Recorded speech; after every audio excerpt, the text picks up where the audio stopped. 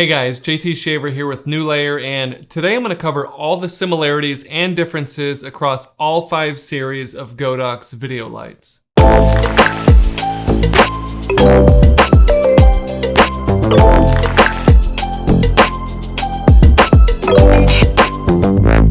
Hopefully in this video I can answer all the questions you'll ever have about the differences between these lights, so make sure you subscribe and hit the like button so you can save this video for reference in the future. I also have in-depth reviews of most of these lights, so I'll leave a link in the description to that playlist as well. The current 150 watt Godox lineup consists of the SL150W, the SL150W II, the FV150, the VL150, and the UL150. First, I want to cover all the basics and similarities across these 5 lights before I jump into the differences. All of these lights are daylight balanced at 5600 Kelvin, and the SL150 also had a tungsten 3300 Kelvin balanced version if that's your sort of thing. I tested all of these lights with my Sekonic C800 and they were all within 159 Kelvin or less of the target color temperature, with most of them being well under 100 Kelvin off. So these lights are all very accurate to their advertised color temperature.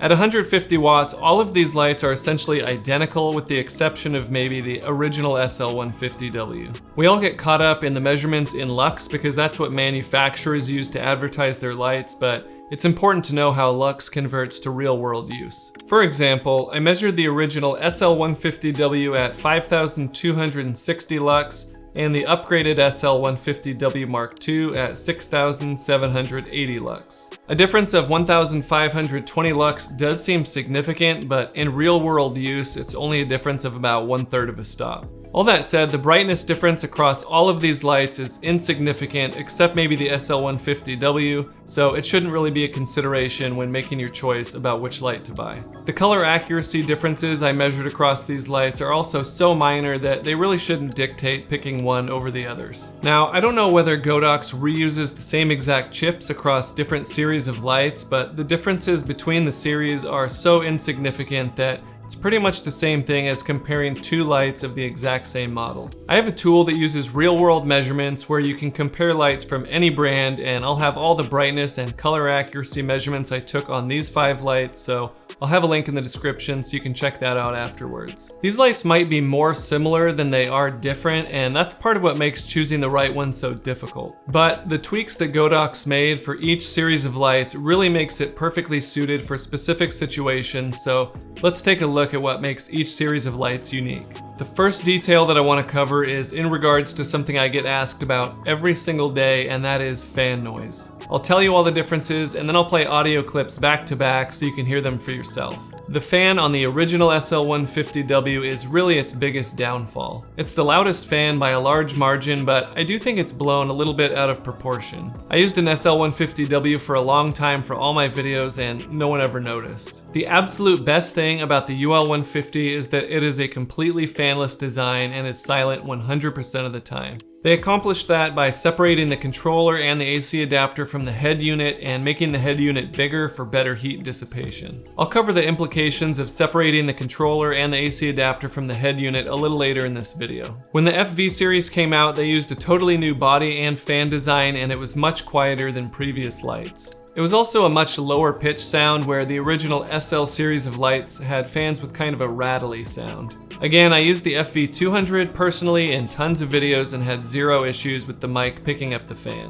The SL150 II borrows the body design from the FV series, but seems to have an even quieter fan. The most important feature of the SL150W II is that you can manually turn the fan completely off. The only downside to doing that is that when you turn the fan off, you limit the brightness to about 36%, which is about 1 1/3 stops dimmer than if you have the light at full brightness with the fan on. And funny enough, when you have the fan off at full power, you have the same brightness as the Godox SL60W. The VL150 easily has the quietest fan out of all the lights in this bunch, and even better, it does not turn on at all until the light gets too hot. If you're using the light at 25 to 50%, sometimes it just won't come on at all and it will run completely silently. So to recap, the original SL150W has the loudest fan by a large margin, followed by the FV150 and then the SL150W II. The VL150 is the quietest fan design, and of course, the best thing about the UL150 is that it is the only completely silent light. I did promise to share audio clips of the fan noise from each of these units, so I'm gonna play those back to back now. And I did boost the signal of all of these the same amount, just so you can hear them a little bit better.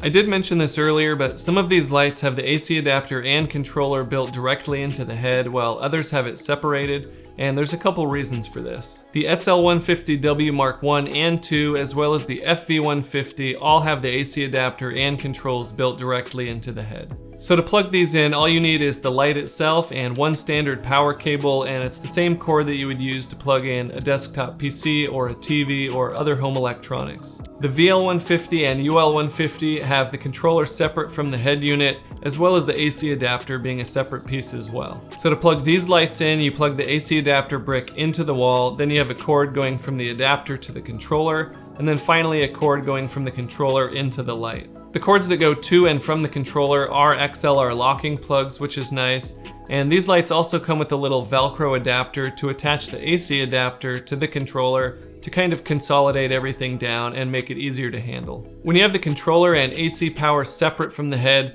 it does open up the possibility to use these lights on V-mount batteries. When it comes strictly to power options, the VL and UL series come out ahead. The VL and UL series have integrated V-mount plates on the back of the controller, so it's really easy to just slap a battery on and be good to go. Of course, you could also plug those directly into the wall. The SL150W Mark I and II and the FV150 only have the option to plug into wall power. However, there are other portable power options available for these lights. I've been using the TacLife P50, which is a portable power station with 2 outlets that can handle up to 150 continuous watts each, and it also has USB, USB-C, and even a wireless charging dock on top. It's also got about 425 watt hours of usable power, so if you're running 2 150 watt lights at the same time, you'll get about 85 minutes of runtime. I don't want to get too off topic with this, but I did want to mention it because there are power options even if you're using the SL or FV series of lights. The next thing to consider is that some of these lights have built-in special effects to simulate things like lightning, a flickering light bulb, a flashing TV set, and more. The original SL150W, the UL150, and maybe most surprisingly the VL150 do not have any built-in special effects. The FV150 and the SL150W Mark II do have special effects. The one unique thing that the FV series has is flash capabilities. The light output in flash mode is about 4 times brighter than it is in continuous mode, which is about 2 full stops, and it also supports high-speed sync up to 1/8000th of a second. The FV series also has a built-in receiver so you can control and trigger the flash functionality of these lights with the Godox triggers like the X1, X2, and X Pro. The next difference I want to talk about is the remote control capabilities. All of these lights can use remotes, but there are minor differences. The first generation SL series lights uses the RCA5 remote. The FV series and SL Mark II series uses the RCA6 remote, and the VL and UL series uses the RCA5 Mark II remote. The UL and VL series of lights also support the Godox mobile app for wireless control. The UL150 is the only light that does not come with a remote when you buy it, so keep that in mind. It's also important to note that none of these lights have any kind of DMX control. One more big difference is that the only series of lights to include a carrying case is the VL series. This wouldn't be such a huge deal if Godox offered optional cases for their other lights, but they really don't. I do have a video coming soon with hard and soft case options for 1, 2, and 3 light setups, both with and without light stands, so make sure you're subscribed if you want to see that. Lastly, I'll share the pricing on all of these lights at the time I'm recording this video, but those are always subject to change. The SL150W is $209,